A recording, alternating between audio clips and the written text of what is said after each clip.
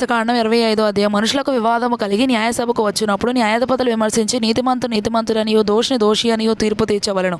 ఆ దోషి శిక్షకు పాత్రుడుగా కనబడిన ఎడల న్యాయాధిపతి వాని పండుకొనబెట్టి వాని నేరము కొలది దెబ్బలు లెక్కబెట్టి తన ఎదుట వాని కొట్టింపవలను. 40 దెబ్బలు కొట్టింపవచ్చును, అంతకు మించకూడదు. వీటికంటే విస్తారమైన దెబ్బలు కొట్టించిన ఎడల నీ సహోదరుడు నీ దృష్టికి నీచుడుగా కనబడునేమో. నూచ్చడి ఎద్దు మూతికి చిక్కము వేయకూడదు. సహోదరులు కూడి నివసించుండగా వారిలో ఒకడు సంతానం లేక చనిపోయిన ఎడల చనిపోయిన వాని భార్య అన్యుని పెళ్లి చేసుకొనకూడదు.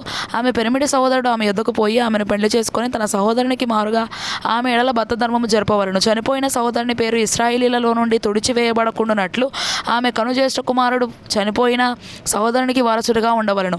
అతడు తన సహోదరుని భార్యను పరిగ్రహింపనొల్లని ఎడల వాని సహోదరుని భార్య పట్టణపు గమనికి అనగా పెద్దల యొద్దకు పోయి నా పెనిమిటి సహోదరుడు ఇశ్రాయేలీలలో తన సహోదరునికి పేరు స్థాపింపనని చెప్పి దేవర ధర్మము చేయనొల్లడని తెలుపుకొనవలను.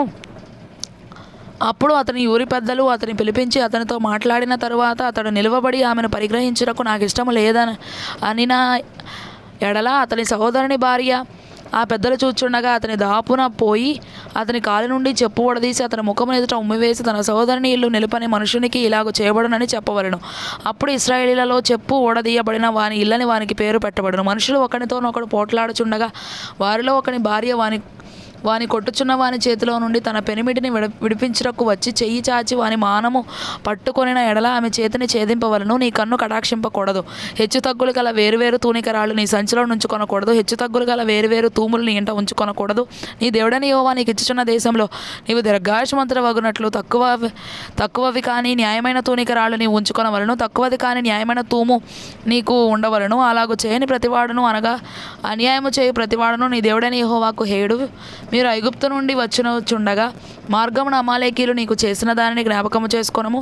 అతడు దేవునికి భయపడక మార్గమున నీకు ఎదురుగా వచ్చి నీవు ప్రయాసపడి అలసి ఉన్నప్పుడు నీ వారిలో నీ వెనుకనున్న బలహీనులందరినీ హతము చేసెను. కాబట్టి నీవు స్వాధీనపరచుకున్నట్లు నీ దేవుడని యెహోవా స్వాస్థ్యముగా నీకు ఇచ్చున్న దేశంలో చుట్టుపెట్లనున్న నీ సమస్త శత్రువులను లేకుండా చేసి నీ దేవుడని యెహోవా నీకు విశ్రాంతి దయచేసిన తరువాత ఆకాశం క్రింద నుండి అమాలేకీయుల పేరు తుడిచివేయవలను. ఇది మరచిపోవద్దు.